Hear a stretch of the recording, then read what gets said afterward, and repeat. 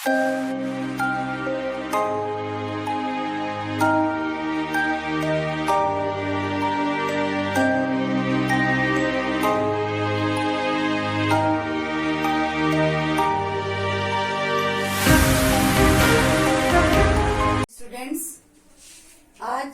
English की class अपनी वापस से आ गई है।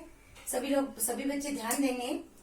हमने इससे पहले जो क्लास की थी इंग्लिश की, उसमें जो अपने टॉपिक चले थे, वो पहला जो टॉपिक था अपना था वो था शॉर्ट राइटिंग का, जो कितने नंबर का था, 4 नंबर का। उसमें हमने 2 टॉपिक किए थे, नोटिस राइटिंग और पोस्टर राइटिंग। उसके बाद हमने जो टॉपिक किया था वो किया था पोएम का, जो हमारे कितने नंबर की आती है, 10 नंबर की आती है। कौन सी बुक में से आती है, फर्स्ट बुक में से आती है। पोएम का नाम था नोबल नेचर। आज हम करने जा रहे हैं लेटर राइटिंग, जो हमारे बोर्ड एग्जाम में कितने नंबर की आती है, 7 नंबर की। 7 नंबर का जो है वो लेटर अपने वहां पर लिखने के लिए आता है। आज हम लेटर के बारे में जानेंगे, लेटर को किस तरह से लिखते हैं, किस प्रकार का फॉर्मेट होता है, लेटर कौन कौन से होते हैं, उसके बारे में जानेंगे। लेटर राइटिंग, लेटर कितने प्रकार के होते हैं, 2 प्रकार के होते हैं। 2 टाइप्स लेटर होते हैं। पहला जो लेटर है वह है पर्सनल लेटर, दूसरा है अपना फॉर्मल लेटर। लेटर सभी लोग जानते हैं पर्सनल लेटर के बारे में, जो व्यक्तिगत होता है। फॉर्मल लेटर के बारे में, जो औपचारिक होता है। ये अनौपचारिक होता है और वो औपचारिक होता है। सभी लोग 6th क्लास से जानते आते हैं कि लेटर क्या होता है, लेकिन फिर भी मैं ये मानती हूँ, मेरा ये मानना है कि जब भी हम कोई टॉपिक पढ़ते हैं तो उसको अपने को 0 पॉइंट से शुरू करना चाहिए, ताकि वो हमारे वापस से सभी चीजें जो कुछ हमारी छूट गई है वो हमारे वापस में माइंड में आ जाए। तो आज हम लेटर के बारे में जान रहे हैं। पहले हम जानेंगे कि पर्सनल लेटर क्या होता है। सभी स्टूडेंट्स ध्यान देंगे, look at board. Personal letters are those which we write to our friends and relations. Okay? व्यक्तिगत या पर्सनल लेटर वो होते हैं जिनको कि हम लिखते हैं। किसको लिखते हैं? अपने मित्रों को लिखते हैं और अपने रिश्तेदारों को लिखते हैं। ये अपना हो गया पर्सनल लेटर। दूसरा आता है अपना फॉर्मल लेटर। फॉर्मल लेटर क्या होता है, इसके बारे में हम जानेंगे। फॉर्मल और official letters are quite different in tone.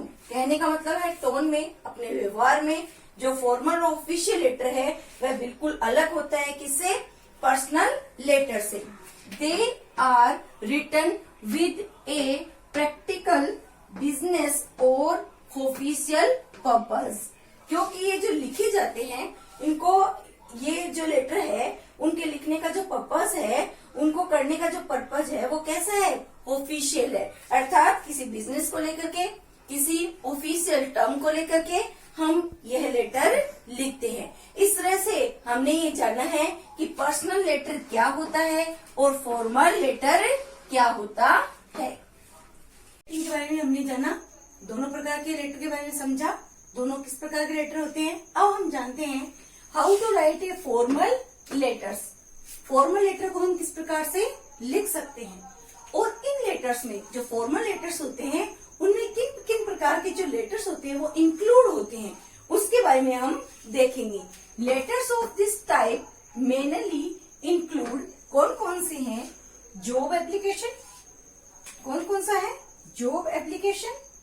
दूसरा है कंप्लेंट्स एंड परचेज ऑर्डर्स, और तीसरा है एडिटर्स ऑफ न्यूज़पेपर। इस तरह से ये इस प्रकार के जो लेटर दिए हुए हैं, जिनका नाम मैंने यहाँ पर लिखा है, ये सारे के सारे जो लेटर्स है वो कौन सी कैटेगरी में आते हैं, फॉर्मल लेटर्स की कैटेगरी में आते हैं। कौन कौन सा, job applications, complaints, purchase orders and editors of newspaper. इसको हम बिजनेस लेटर भी बोल सकते हैं। इस तरह से ये सारे के सारे जो लेटर है वो किसमें इंक्लूड हो जाते हैं, फॉर्मल लेटर में। अब हम फॉर्मल लेटर में से जो पहला टाइप है जॉब एप्लीकेशन, उसका फॉर्मेट जानेंगे कि उस लेटर को जो जॉब एप्लीकेशन है उसको हम किस प्रकार से लिख सकते हैं और उसका कैसे क्वेश्चन बनता है। अब हम जानेंगे रिज्यूम कैसे लिखना है, रिज्यूम कैसे बनाना है, हमें कॉपी में सीवी अपनी कैसे बनानी है, उस बात पे अपनी ध्यान देंगे किस तरह से हमें बनाना है। तो देखो, जब हम पूरा लेटर लिख लेंगे, सबसे पहले जैसे कि हमने बोला था सेंडर एड्रेस लिखेंगे, फिर डेट लिखेंगे, उसके बाद हम रिसीवर एड्रेस लिखेंगे, उसके बाद हम सब्जेक्ट लिखेंगे। इस तरह से हमने अपना फॉर्मेट तैयार किया है। अब लास्ट में अपना था रिज्यूम और सीवी। इसमें सबसे पहले क्या आ जाएगा, जैसे कि मैंने कहा था योर्स फेथफुली लिखने की जरूरत नहीं है, क्योंकि सबसे पहले हम यहाँ पर क्या लिख रहे हैं, अपना नाम। तो सबसे पहले हम क्या लिखेंगे, अपना नाम, और उसके बाद हम क्या लिखेंगे, फादर्स नेम। उसके बाद तीसरा पॉइंट जो अपना आता है वो कौन सा आता है, मदर नेम। फिर उसके बाद मदर्स नेम, फिर परमानेंट एड्रेस, फिर postal address, permanent address, postal address, और उसके बाद एकेडमिक क्वालिफिकेशन। देखो, एकेडमिक क्वालिफिकेशन में आपको मैं यहाँ बता देना चाह रही हूँ कि जो अपनी शैक्षिक क्वालिफिकेशन है उसके बारे में अपने को जो जिस पोस्ट के लिए हम एप्लीकेशन लिख रहे हैं उसके अकॉर्डिंग अपनी सारी की सारी जानकारी, अपनी एकेडमिक क्वालिफिकेशन अपने को वहाँ पर लिखनी होती है। हमें 10th 12th अपनी बीए, बीएससी, एमए, एमएससी जो भी हम कर रहे हैं, जो अपने पास एकेडमिक क्वालिफिकेशन है वो सारी हम यहाँ पर क्या करते हैं, एक्सप्रेस करते हैं। उसके बाद आता है अपना एक्स्ट्रा करिकुलम एक्टिविटीज। आप अन्य किन चीजों के अंदर अग्रणी हो, किन चीजों को आप ज्यादा आगे एक स्टडी के अलावा आपके पास कौन कौन सी एक्स्ट्रा एक्टिविटीज है, उसके बारे में भी हमें यहाँ पर एक्सप्रेस करना होता है। आगे एक्सपीरियंस, जिस पोस्ट के लिए हम ये लेटर लिख रहे हैं, जिस जॉब के लिए ये लेटर लिख रहे हैं, उसका पहले से हमें कितने साल का एक्सपीरियंस है वो हमें यहाँ पर लिखना पड़ता है। उसके बाद हॉबीज, हमारे अंदर क्या क्या हॉबीज है, उसके अंदर भी हमें हॉबीज में भी हमें अपनी हॉबीज के बारे में लिखना है। डांसिंग है, सिंगिंग है, स्टडी है, जो भी है वो अपने को यहाँ पर लिखना है। फिर आता है रेफरेंस। रेफरेंस में हमें रेफरेंस लेना होता है कि कौन से जो प्रतिष्ठित व्यक्ति है उनको आप जानते हो और वो आपको भी जानते हैं, उनका नाम हमें यहाँ पर लिखना होता है। हॉबीज के जस्ट नीचे अपना क्या आ जाएगा, रेफरेंस आ जाएगा। इस तरह से जॉब ऑफ एप्लीकेशन जो है वो इस तरह से हमें तैयार करना होता है। मैं यहाँ पर ये बताना चाहती हूँ कि एकेडमिक जो क्वालिफिकेशन है 10th और 12th के बाद हमारे हम जिस पोस्ट के लिए जो लेटर लिख रहे हैं उसके अकॉर्डिंग ही अपने को वहां पर लिखना होता है। यदि हम इंग्लिश के लेक्चरर है तो हमें बीए बीएड लिखना होता है, और यदि हम फिजिक्स के लेक्चरर के लिए या किसी अन्य केमिस्ट्री हो, बायो हो, या फिर हम अकाउंट के लेक्चरर के लिए यदि हम एप्लीकेशन लिख रहे हैं तो हम वहां पर अपनी क्वालिफिकेशन चेंज कर देंगे और वहां पर अपने को उसी अकॉर्डिंग क्वालिफिकेशन अपनी लिखनी होती है। ऐसे हम कलर के लिए भी लिखते हैं, तब भी हमें क्या करना पड़ता है, यदि हम बैंक की किसी पोस्ट के लिए लिखते हैं तो उसके अकॉर्डिंग ही अपने को अपनी एकेडमिक क्वालिफिकेशन को वहां पर प्रदर्शित करना, एक्सप्रेस करना होता है। इस तरह से हम इस लेटर के फॉर्मेट के बारे में आज जान चुके हैं। आप अपनी अपनी बुक्स को लेना और कोशिश करना लिखने की। अगर बुक्स उपलब्ध नहीं है तब भी आप किसी भी पोस्ट के लिए एप्लीकेशन लिखने की कोशिश करना। Format of formal letter. Formal letter में मैंने आपसे कहा था जॉब एप्लीकेशन जो लेटर है उसका फॉर्मेट हम देख रहे हैं। हमारी माध्यमिक शिक्षा बोर्ड की जो बुक्स है उसमें बिल्कुल दे रखा है कि हमें जो सेंटर एड्रेस है वो पेज के राइट हैंड साइड में लिखना है। कौन सी साइड में लिखना है, राइट हैंड साइड में। तो सेंडर एड्रेस जो है वह कहाँ पर आएगा, जो हमारी बोर्ड है, बोर्ड की जो कॉपी है या अपनी जो भी कॉपी है उसके राइट साइड में सेंडर एड्रेस आएगा। सेंडर कौन होता है, सेंडर वो होता है जो लेटर को सेंड करता है, जो भेजता है। अर्थात जैसे कि यदि मैं किसी को लेटर लिख रही हूँ, जॉब के लिए एप्लीकेशन लिख रही हूँ, तो वहां पर सेंडर कौन होगी, मैं। तो वहां पर यहाँ पर जो है वो सेंडर एड्रेस किसका आएगा, मेरा। उसके जस्ट नीचे क्या आएगी, डेट। मैंने आपको बताई है कि डेट अपने को लिखनी है। डेट कैसे लिखनी है, मैंने आपको बताया है कि डेट को अपने को इस तरह से लिखनी है कि जो मंथ नेम है वह कहाँ पर आए, बीच में। या फिर आप इसको ऐसे लिख सकते हो, इस तरह से आप क्या कर सकते हो, इसको लिख सकते हो। डेट को 28 अप्रैल इस तरह से हम इस डेट को वहां पर लिखेंगे।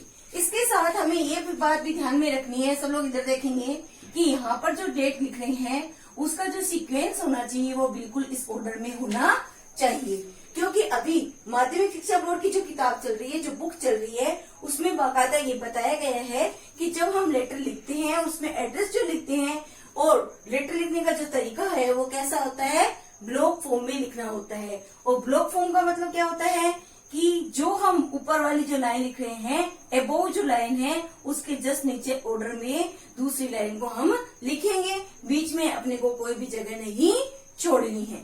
इस तरह से हम सेंडर एड्रेस को लिखेंगे, पहले सेंडर एड्रेस, उसके जस्ट नीचे डेट। अब ये वाला जो पोर्शन है उसको हम क्या छोड़ देंगे, बिल्कुल खाली छोड़ देंगे। इसके बाद हम आते हैं नेक्स्ट रिसीवर एड्रेस पे।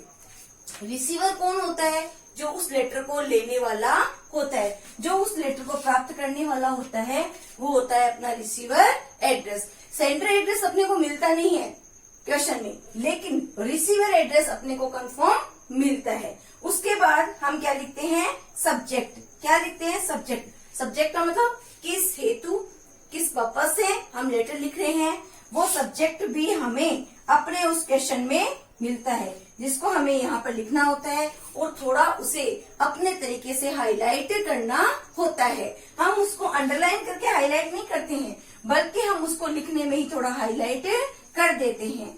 उसके बाद जो आता है वो होता है सैल्यूटेशन। सैल्यूटेशन का मतलब होता है सर या मैडम, जो अभिवादन हम दे रहे हैं वो यहाँ पर अपना आ जाता है। उसके बाद अपने को क्या लिखना है, बॉडी ऑफ लेटर। लेटर की बॉडी क्या होगी, क्या कम्युनिकेशन उसमें चलना है, क्या हम उसमें बताना चाह रहे हैं, क्या सूचना हम उसमें देना चाह रहे हैं, क्या लेना चाह रहे हैं, वो हम यहाँ पर लिखेंगे। और उसके बाद जैसा कि हमने कहा था कि ये जॉब एप्लीकेशन वाला लेटर अपना चल रहा है, इसलिए इसमें हम रिज्यूम भी लगाते हैं, जिसको कि हम रिज्यूम भी बोल सकते हैं या सीवी या करिकुलम विटाई भी बोल सकते हैं। इसमें हम अपना नाम, अपने पिता का नाम, अपना खुद का नाम, अपना एड्रेस, अपनी हैबिट, अपना रेफरेंस, सब कुछ इसके अंदर लिखते हैं। इसमें एक चीज आपको ध्यान में रखनी है कि हम लेटर के लास्ट में, जैसे कि आपको सभी को पता है, क्या लिखते हैं, योर्स फेथफुली। ध्यान देना, ये वर्ड लास्ट में आएगा, ये वर्ड लास्ट में आता है। हम जॉब एप्लीकेशन में ये नहीं लिखते हैं।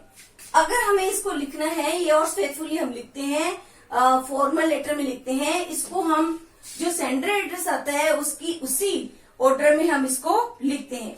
जॉब एप्लीकेशन में हम इसको इसलिए नहीं लिखते हैं क्योंकि जब हम रिज्यूम लगाते हैं तो वहां पर जो नाम आता है उसके कारण ये जो योर्स फेथफुली है वो यहाँ पर, क्योंकि रिज्यूम में सबसे पहले क्या आएगा, आपका नाम आएगा ना, तो जब नाम हम यहाँ पर अपना लिख रहे हैं तो योर्स फेथफुली लिखने की जरूरत नहीं होती। लेकिन अन्य जो फॉर्मल लेटर होते हैं वहां पर हम योर्स फेथफुली लिखते हैं, और ये योर्स फेथफुली हम जो सेंडर एड्रेस लिख रहे हैं, हमारा लेटर खत्म होने के बाद उसी साइड में हम उसको लिख देते हैं। अगर योर्स फेथफुली, यदि कोई स्टूडेंट योर्स फेथफुली को इस तरह से लिखता है तो यह जो पैटर्न होता है ये अपना गलत होता है। इस बात पे थोड़ा ध्यान देना, क्योंकि अधिकतर जो स्टूडेंट है वो यही गलती करते हैं। योर्स फेथफुली ये सही नहीं है, ये सही है, इस पे ध्यान देना। ये वाली जो चीज है ये यहाँ पर नहीं आएगी।